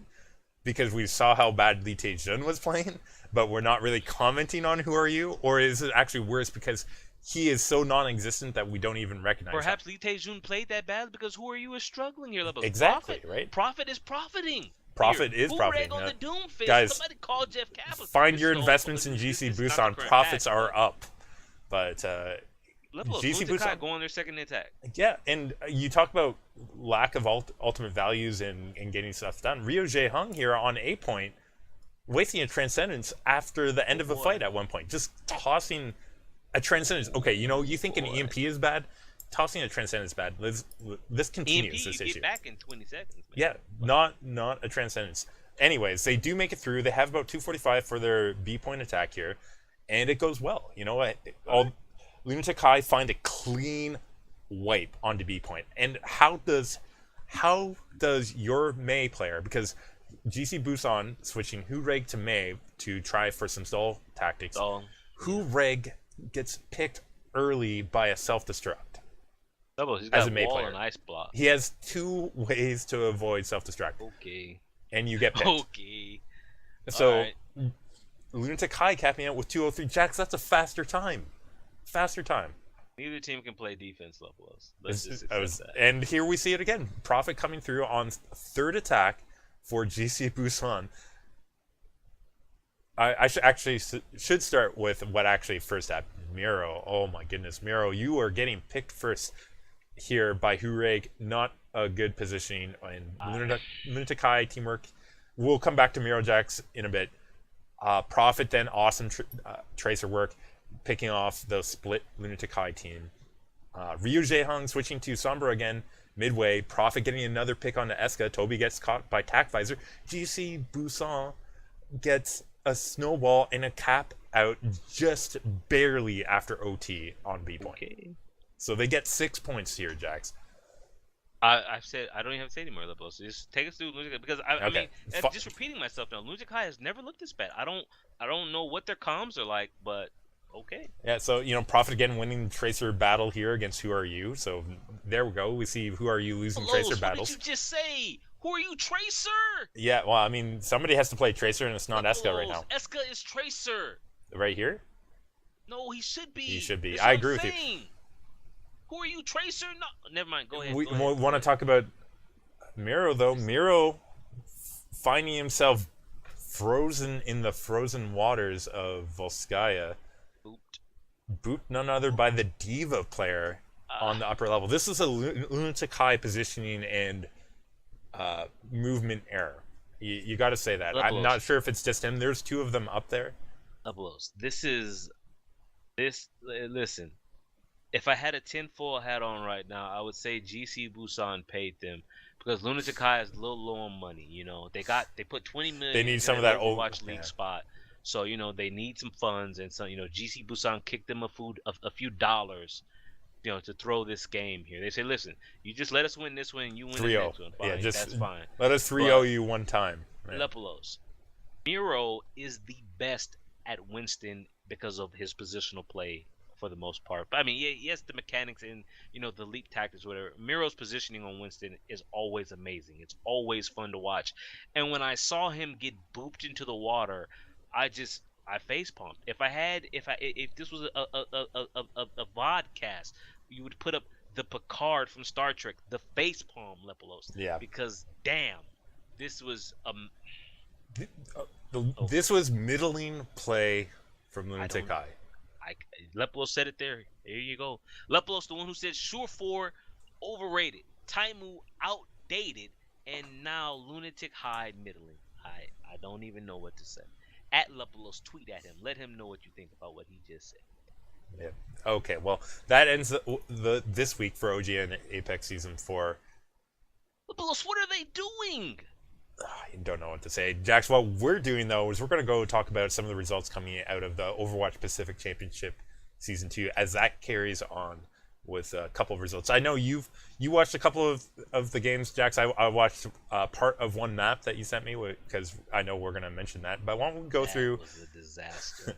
Well, if just hop in. I'm just going to run down score lines here. If you want me to go into more detail, just let me know. But score lines here... short on time, so go for it. For Week 4, Hong Kong Attitude 3-1 over blank. Okay. I gotta stop right there. right away, Jack's like, we're going to talk about this one. Go ahead. All right, let's do this. Well, no, it's just 2-0 for Hong Kong on Nepal, 2-1 Kings Row, Hanamura 2-1 blank, Dorado 2-1 Hong Kong Attitude. Blank is not recovered from losing Atar and Kiki. It's just huge losses. It's just for that that simple, team. Man. Like the DPS is not there. The team synergy levels. It's the biggest thing that's. I mean, listen. It's the biggest thing that's missing is the teamwork that Blank had, and it's showing. Yeah, they're not up to the same level. Yeah, Flash Wolves 3-0 over Libelent. They finally won a King of the Hill map. They did. Yeah, sadly, though, it's against Libelent Supreme, the worst team in the league. But hey, you got to start somewhere. You do have to start somewhere. We have Mega Thunder 3-1 over Maki Esports or Machi Esports. Yep. Ardient, no surprise, 3-0 over Libelent Supreme. Jax, this one, bit of a surprise and an upset. AHQ 3-2 over Flash Wolves. Jax, and we need to mention that. Let's do the map score line here. I would say Flash Wolves, unlike Blank, they did not lose 2 players. This is team Taiwan Taipei here. So yeah, they've lost their magic teamwork that they used to have. It's been found out, I guess, Jax, this season. No longer the dominant force in the region that they were in Season 1. 2-0 Elios for H2. Jax, that's another King of the Hill dropped for Flash Wolves. So they're already down a map. Widowmaker fight on Ruins, they did, yeah. They managed to 1-0 HQ on Eichenveld. Oh. Then they lose Hanamura 3-2. Then they win Route 66 2-1, so pretty strong showing there. And then they're shut out on Nimbani. Jax, they're shut out on Nimbani. So, Elios, like I said, we've previously talked about Flash Wolves' weakness on King of the Hill. It's still there. They beat Libelent Supreme. That's not saying much. That's like, that's saying Envy beat Renegades on a map. That's literally what that means when I say Flash Wolves finally took a cough off of someone. Here they play a team that has, they basically lost. Eichenwald, though, the hybrid, fantastic dominant defense here. AHQ struggled big time. They couldn't get anything going up below. The DPS couldn't get any picks. They just couldn't get through the front door. Hanamura, though, is another weakness. I won't say it's as big as weakness as King of the Hill is, but they can't win. Going forward, they can't keep giving up these non-hybrid and payload maps. You cannot not only be good at one game type when there are 3 game types in the game. It's something for them to work on. AHQ on their defense, Lepelos, they ran Orisa Torbjorn. It bought them time. That's fine. AHQ for their second defense, which is the part I linked you right before the podcast started. AHQ came out Lepelos with Orisa, Torbjorn, and Junkrat. Now this is it's too good. I can't believe I just said that. It's too good. I mean, their position was really.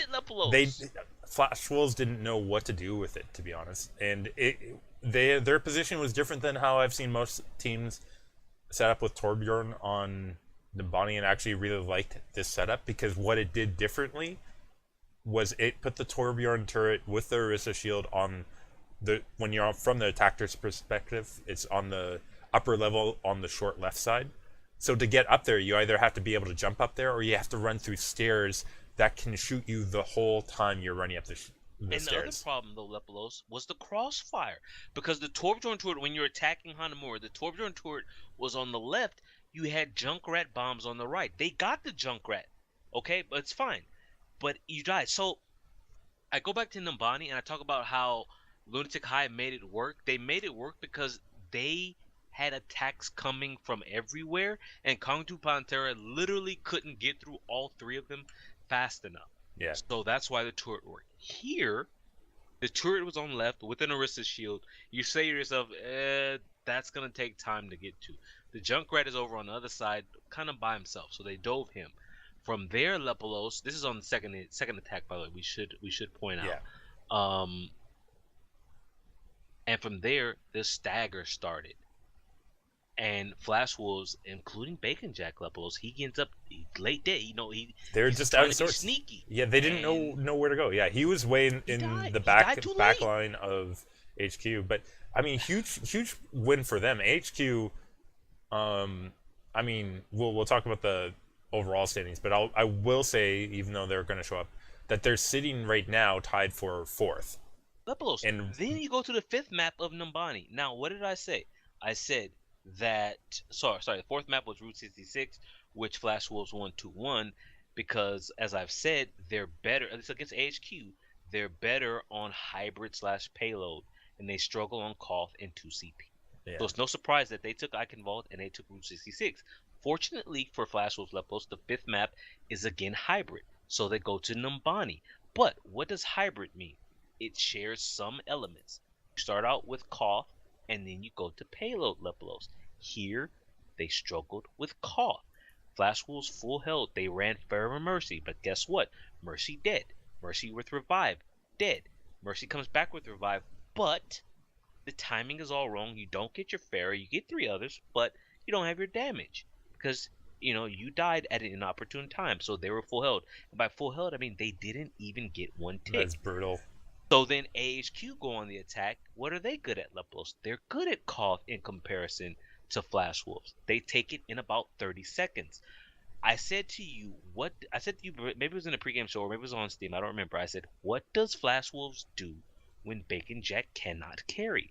Yes, Tracer is top tier, but Rapid, the Tracer player for HQ, was playing as if he was Bacon Jack Lepos. He was getting the picks that were needed. In that final push he went in, he got 2 picks. And yes, you traded back and forth, but not fast enough. And the attackers took it in 1 push. And Flash Wolves, Lepolos, this is the problem that I said when you can't be bad, at 2 game modes. Because you leave yourself with very little buffer. Because all it takes is for the enemy team to do good on hybrid or payload 1 time. And that's what happened here. And now, Flash Wolves lost. Now, again, as you look at the standings right now, right? You're saying, Jax, you're making a big deal out of this. Flash Wolves is still 2nd. Yeah. But they lost to Ardian. They've been struggling on Koth. And now you're showing more weakness as you're supposed to be getting stronger because you're going into the playoffs here, Lepolos. Yeah, there's still 2 weeks here. They have a total of 5 remaining games, Jax. They could still drop maps. And, you look at their lineup right now. Lepolos. Oh, go ahead. I was going to say, they don't necessarily, they still have a number of important games coming up. They do face Blank again. They do face Hong Kong Attitude. That's next week, Lepolos. They face Hong Kong Attitude. They do, yeah. And then their final game of the season is actually between them and Ardian, too. So if you look at Ardian right now, you're going to assume that's 1 more loss for Flash Wolves, right? Anyways. I mean, maybe they'll turn it around, but... Maybe they will. But, Jax, let's move on. Discuss the rest of the week in the OPC. Go for it. Speaking of Hong Kong Attitude, they were able to win 3-2 over Mega Thunder. Interesting, I just want to comment on this because Blank only able to take 1 map off of Hong Kong Attitude's, Mega Thunder taking 2. I'm going to leave that there. Teams match up differently, but yeah. Yeah, teams do match up differently. Ardian, unfortunately, still matching up very well against every one of their opponents. 3-0 over Hong Kong Attitude. Leibniz Supreme on their end, 0-3 against HQ, and Blank to round off the week, 3-0ing Machi Sports. Yeah. I mean, interesting. OPC heating up, but to talk about heating up, let's go to the Overwatch Premier Series in China. This is the final week of group play. We move into the playoffs next week. So, wait, what? Sorry, my link was bad. There we go. So teams are trying to get into the top 8 positions out of the 12 teams yeah. in the top 8 qualify for the playoffs. So this week, let's start with your note here, Jax. Okay. Your note here is telling me 1246 started 0-5. Yes. And then they managed to go 6-game winning streak after that 0-5 start. After all this time.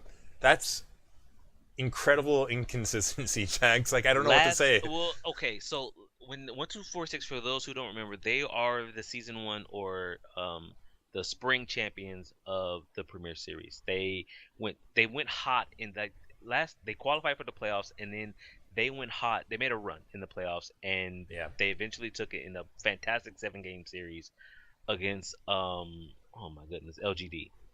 Yeah. Here we come back, Lepos. They start 0-5, and everybody's saying, "What is going on?" Because they look terrible. This week, though, it's not a big surprise. Like one of their games there was against Team Celestial, team 0-11 on the season. Yeah. Not a big surprise to do that one. A big game for them was to ensure the win over OGN Esports, who are sitting in 8th place right now, having the tiebreaker over SKG. Both of those teams sitting at 5 and 6. That's a big win for 1246 because that ensured them better placement. 1246 because at least finishing it in 6th. I'm not going to run down. Do you want to run down the score lines? Or no, just go. Let's do through the standings. playoffs. Let's go. Yeah, go to the standings. So here we are with our final standings. Miraculous Youngster, perfect season so far in terms of win-loss record, 11-0. LGD Gaming sitting at 10-1. Then we have a drop down for 3rd and 4th at 7-4, both Vici Gaming FTD Club. Miracle Team 1 and 1246 sitting at 6-5, and Lucky Future OGN Esports for 7th and 8th. At 5th big and win 6, for 5 and 6. 1246. As you talk about seeding, because now they're not at the bottom. They get to avoid facing Miraculous Youngsters in the first round of the playoffs. Yeah, they face Vici Gaming instead. It looks like it from the lineup here. If it goes according to proper seeding. Vici Gaming. Wait a minute. Why is this makes no? Let me see. Vici Gaming 1246 is in the first round. Yes, you're correct. Yeah, and they're on the bracket. Not only that, but they because of this, they end up on the bracket with the LGD Gaming Lucky Feature. So, Jax, I mean, if the stars align, hopefully we'll see a 1246 LGD Gaming rematch at least in the semifinals here. What I'm liking, Lepelos, is unlike OGN, which stretches their playoffs over a month and a half. This week we start with the quarterfinals. We go through all the way to the finals. The finals of the tournament are on September 24th. So come Sunday, we'll have something to watch because we'll probably give this some proper coverage because it's a grand finals of a major tournament. But I like and we'll be able to tell you it's all going through in 1 week. Yeah, we'll be able to tell you what happened with the entire playoffs, and I can tell you right now, Lepelos, unless this meta for some reason doesn't suit Miraculous Youngsters, and I think it does, they're going to win. I believe I have faith in Miraculous Youngsters too. Right now, they've been looking really good. I'm hoping for some good games, though. We'll see. Jax, we've got a couple of minor things to cover here. We're gonna talk about the Asus ROG ROG Republic of Gamers, Republic of Gamers. I know. Tournament 2017 GameXpo season. Looks like first week matches are started. Team Gigante is participating in this. Some other names that are familiar also in it too. Particularly, I'm thinking of ENC Esports. We've seen that name like one time, I believe, and Helsinki Reds. Yep. This is an all Finnish tournament, I believe. Yeah. So the Finnish local tournament. It's great that they're like. I actually do like that they do have They keep it going. Team. Like all these other regions, they toss in a towel. Well, then again, I guess Blizzard is allowing them to keep it going. Yeah. So I mean, I don't know how the money's working, but either way, congrats. Yeah. It's great to see at least some of these tournaments happen. We've only 3 games in right now. Gigante 2-0 over Asus, 2-0 over Asus. Sorry, let me get that right. Helsinki Reds 2-1 to NKY, which is Niriki Esports, and ENCE getting the 2-0 over FC Lati Menace. I should point out we probably won't give this too much attention, Lepelos. The playoffs will be played at a LAN, which we'll probably talk about a few weeks down the line. Yeah, but it's 4 weeks of matches here, so we'll probably be talking about it when they do the playoffs, which will hopefully be in about 5 or 6 6 weeks. I think I triggered Toasty Luck there in channel with how I said the ROG, but okay. ROG. Oh boy, this next one. Okay, of course. There's not much to talk about. We keep on bringing up Jax. It's almost like a joke at this point. It's another Brazilian tournament. I hate to say it like that, but it sort of is. It's the same one. It is the same one. This tournament started August 17th. Oh my goodness, it's over a month old. Yeah, I mean, it's 4 weeks in, and there are only 4 matches a week, Jax. There's not much going on, Jax. Buffaloes. This is a 14 rounds of matches. Buffaloes. Listen. This is okay. People probably get tired of me saying this is a disaster. Every game through 4 weeks, every game except one, which ended in a 1-1 draw, has been 2-0. Yeah. Every single game, dude. This week, no difference here, and nothing unexpected really. Like Brazil, let's take a look. Standing after 4 weeks, Brazil Gaming House 4-0, Uprising Esports 3-1 draw, Keep Gaming 3-1 draw, North Lions Black 2-0 2, WS Esports 2-0-2, Dogma Esports 1-0-3, Six Esports 0-4, Avance Esports 0-4. I might and take Jax, this off the schedule. I really might. Man. I don't know. I mean we've got to represent the South American now that the Middle East has fallen with Yala Esports no longer being a team. I like Yala. They were entertaining. But they're no longer a team, so we're missing out. Jackson, that's it for this week in terms of our coverage. But that leaves what's coming up next week. We went long again, but okay. Keep it short. So we do have more contenders. Why don't we talk a little bit about our picks? I'll go ahead and set up a prediction list. Jackson, let's quickly remind our listeners what our picks were from last week. I was right on everything. Jax was right on Rogue versus Congarner. I was wrong. Jax was wrong on Envision versus F Energy. He picked Envision. I picked F Energy. You picked Envision against Envy. I picked Envy. It was before they brought Jaru. No, I did, man. No. You can't put that on me. No one can expect Jaru and McGravy to play Diva levels. Okay, that's not fair. And in the European scene, the only one that we both got wrong was Gamers Origin versus C9. We both picked Gamers Origin, got shut down. OGN series, we were both right. Kongdu, Panthera, both wrong about Luxury Watch Red. Both wrong about Lunatic High. And that's where we're seeing last week. Listen, you can't blame me for Lite June, okay? It's not fair, but now we're going into week 6, final week now of Contenders group stages levels. Yeah. Huge games here. Huge games. Not so much for Envy, but Envy versus Rogue to start it off. Yeah, Rogue has to show up to this one if they want to have a chance of making it in. Looking at this right now, Rogue is sitting in 4th spot with FNRGFE. I mean, literally, Lupulos, there's a 1 map difference. Okay, sorry, 2 map difference. And here's the deal. When I say maps are important, Rogue, even if they lose, they really want to take maps off of Envy. That's true. I'm not sure if they'll be able to get through even if they lose. But the problem here is they need to win. I'm going to go out of order than what's on the list here on Wikipedia, Lepolos, because okay, well, first we should say Envy versus Rogue, who's going to win. Yeah, I mean I think Envy's going to win this one, to be honest. I mean, Rogue not looking consistent enough recently to get They're back home. They're back home. They're comfortable, so they've had a week, but I have to go with Envy. Yeah, I think that just makes sense at this point. Like their consistency has been there. Rogue still questionable. I'm really looking forward to Effect versus Soon. I mean, there are other elements at play, but the Tracer play out of both these guys is going to determine a lot. And whether or not Rogue has learned not to run AKM on Diva, we'll see. So you said you wanted to go out of order. Yeah, I want to jump to the other deciding match of a 3 and 4 team. So there are 2 teams right now that are 3 and 3, and 1 team that is 4 and 3. If Rogue won, that'd put them at 4 and 3. Yeah. If Energy here versus Renegades get a win, it's a freebie. That should be a freebie. I'm agree with you. I've already put you in here as F Energy FE for this one because I think that's pretty much a walkthrough with recent performance coming out from Renegades. I'm sorry, Rogue out. Rogue out, FNRGFE in. Yeah, according to our picks here, I agree with you. That's what my picks here. So if Rogue manages the upset over Envious, so there's still interesting things that can happen. So let's talk about the second game of the weekend in North America: Envision versus FaZe. If Envision loses game against FaZe, Rogue win, FNRGFE win, we could see Envision go out. it won't happen, but we Yeah, could. it won't happen by numbers. Actually, I'm looking at here. I'm also looking at seeding here because I believe if Envision were to beat FaZe, then they would move into second place. Well, I guess then they would just play each other again in the playoffs for the next week if it goes 2-3 versus 1-4.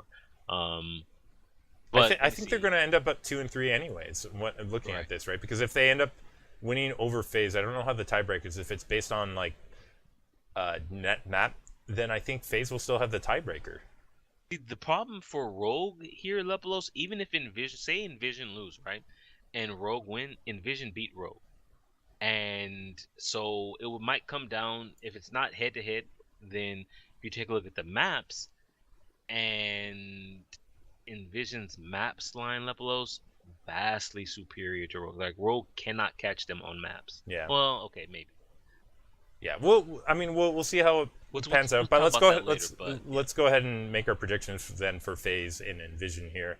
How do you feel about Envision's chances? Listen, before last week, I would have said this was a really close series. I've started this whole contender season saying I have huge expectations out of FaZe in that roster. I'm taking FaZe. I like Envision. I've tried to support them. But when you go Jaru and McGravy, Diva, I can no longer support you. I cannot do that. Yeah, well, I have to go with your boys' FaZe on this one too. Envision not looking like they know what they're doing right now. I believe they can turn it around. I just have more faith right now in FaZe, which is weird to say about FaZe. I can't believe you just said that. I know that seems weird, Jax. But that brings us to who do you believe will win the Congarna Immortal game? Immortals, because Congarna had 3 different people play Reinhardt last week, and iRemix's toe is probably not better yet. So I'm going with Immortals as well. I just believe they have what it takes here to beat floundering Congarna team. To be honest, I can't believe Immortals is in a position where what they do doesn't matter and they're playing this poorly. Like, I'm sorry, even against Renegades, they didn't look great. But okay, that takes us to Super EU Week, Lepelos, where we have 1-2-3 versus Cloud9 to start us off this Super Week in EU. It's kind of a big game for Cloud9, Lepelos. I'm gonna take Cloud9. I'm gonna say they're gonna keep their momentum they have off of Gamers Origin. Problem is they're probably gonna lose, but I'm gonna take Cloud9. I like Nevix. I'm hoping that he and his team can figure it out. I have to agree with you. 1-2-3 looked flat against Gigante and followed that up with a shutout, being shut out against Misfits here. I feel like the momentum's on the side of Cloud9 coming off of their well-earned victory against Gamers Origin. I don't feel like 1-2-3 is going to combat that very well here, and I feel like the importance of the matchup is going to sit better with Cloud9 for whatever reason. So this is not to be with that last game. Sorry, I'm looking at the next game. What a huge game that could be. Okay, sorry. Let's just get to it then. Game 2 is Gigante versus Bazooka. Gigante. I'm not even gonna waste time on that. Yeah, that one's pretty. And then I'm taking Gamers Origin again. I'm not. Yeah, and United is not great enough these days, so they're sort of out. And then that puts us at Singularity, Team Singularity versus Cloud9. This one, I see the problem. Okay, I'm gonna take Cloud9 because Singularity threw me because they had the roster changes after week 3. And then they went into week 4 with the new roster, and they won 2 in a row. Yeah. And then I just looked. I said, wait a minute, who did they beat in the week 4? Yeah, they beat Bazooka Puppies and E United, so that doesn't count. And then when they finally played someone who is actually a team and plays as a team in Gigante, they lost quite badly. I'm taking Cloud9 again. I'm picking Cloud9 over Singularity. That puts us up the match now against 1-2-3 versus Gamers Origin. This is probably be for 4th place. This will probably be for 4th place. What a game. This is going to be the game of the week, Jax. I am feeling Gamers Origin. I feel like they're going to... 1-2-3 will... if they lose against Cloud9, I feel like the momentum will be sucked out of them. Gamers Origin, with the warm-up game of the week, is going to be using that momentum to propel Leaf into... This is where we're gonna differ, Lepelos. I'm gonna take one. I want to take 1-2-3. I really do. Okay. Gamers Origin, I think I honestly think they could lose to E United if E United wakes up, because Gamers Origin is so based around Leaf, Lepelos. And while he did make it work, right? it's not as easy. And all right, I'm gonna take 1, 2, 3. I just to make it interesting. To make it. I mean, it's hard because I'm looking down our list and we are pretty much all spot on in terms of being similar this week, Jax. That means Misfits. Nice. Yeah, means we end off with a Misfits E United. Definitely not a very interesting one to end it off with the way that E United. I'd be surprised if they could even take one map, which means, Jax, we're on to OGN to discuss first Chengdu Panthera versus NC Foxes. I'll take Chengdu. Unlike Lunatic High, Chengdu is still showing they're solid. They've shown no weaknesses yet. Yeah, they managed their 3-0. NC Foxes barely got through Luxury Watch Red, so I feel like that has to favor Chengdu Panthera. Also, in Group A, Combox versus LW Red is happening this week. LW Red. I don't rate Combox very highly. I agree. LW Red. They took NC Foxes all the distance. LW blew through it, and this LW is not going to throw Jax, like the blue one did. Conbox, A Point, Volskaya, May. Do I need to say more? Okay. Wait, A Point Volskaya. Yeah, that's what I said when I was going through this. Do you not? You must have blanked out. I thought it was B Point. No, I'm sorry. No. I thought it was B Point. Yeah, because I know May on A Point. They ran May. They didn't even make it through A Point. Jax. That's a troll. I know. I know, because I'm surprised that you didn't your mind couldn't handle this the first time. You had to. It's repeated knowledge. I didn't realize. Oh boy. But okay. Definitely take an LW. Definitely take an LW. On the upper bracket of Group B, we have Runaway versus GC Busan, Jax. Here's the deal. I have to have a qualifier here. If Runaway come out with Hacksaw on Lucio, then I take GC Busan. If Runaway comes out with Hacksaw on Genji, then I take Runaway. It's not fair to make me. You're qualifying this. I cannot be expected to predict Jaru on Diva. So if Runaway, after struggling with Hacksaw on Lucio, if they come out with that again, then they're going to lose. But all right, I'll take Runaway because I like Runaway. All right, well, maybe to differ with you, but Jax, the reason why I'm going to pick this one is because their team play was on point this week. They're running a hot hand right now, Jax. I'm going to say that may not last. I mean, they got lucky. Lunatic High's coach, who we have praised for whatever unknown reason, brings out Lee Tae-jun. Stop it. Runaway has been running Hacksaw on Lucio. Okay, but. I'm gonna say because GC Busan did play well here, and Runaway has dropped maps against poorer teams and given up more things or more maps than they should have at times, in my opinion. I'm taking Runaway because they will not bring Hacksaw back on Lucio. They won't do it to me. They won't. Should I do an asterisk here, like Hacksaw on Lucio means you lose this one? Yes, definitely. And then for the final one, Lepelos Lunatic High is going to be the X6 because if they lose to X6, I don't even know what to say anymore. I can't see X6 winning this one either. I don't care. Even if they decide to run Lee Tae-jun, and I really, really hope TS Robin or whoever has, someone ask this coach, why do they insist on trying? I don't care what your scrim results say, man. Scrims are lying to you. Yeah. If they say Lee Tae-jun is the DPS you need to be running right now, they're I just haven't seen the results out of him. Like he was a serviceable season 1, you didn't see Roadhog in season 1. I know. You expect new results? No, I'm not, and that's why I'm saying I'm surprised. Jax, that ends it for our predictions, which basically ends our podcast this week, though. Wait, so.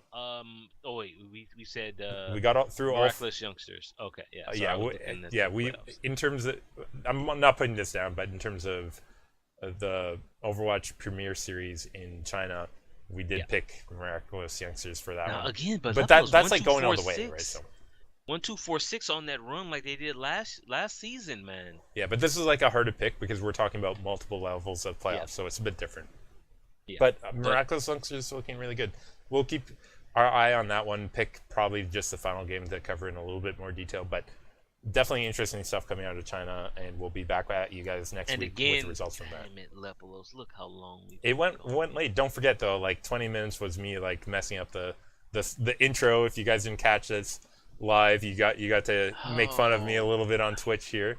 People, if you want to make fun of Lepelos, tweet at him at Lepelos. You can find me at Jax JAX_Blake. Also tweet at the podcast at OW Rundown. All this on Twitter. Every Tuesday night around 9 p.m., more like 9-10 p.m. Pacific, on twitch.tv/Lepelos. You can catch us live. You can sit and chat, talk to us, put up your emotes, or if you want to listen to it on YouTube, you can go, just YouTube, look up Lepelos. I'm sure you'll find it. There's only one. Except no imitations. This is episode 54 of the Overwatch Rundown. We'll be back next week with a for sure shorter episode 55, some kind of way. There will be no Lee Taejun. There will be no Mei on 2CP, no Torbjorn, none of this nonsense, because teams are going to listen and learn. And thank you. Have a good week. Lepelos, what do you mean Mei? First point, Volskaya.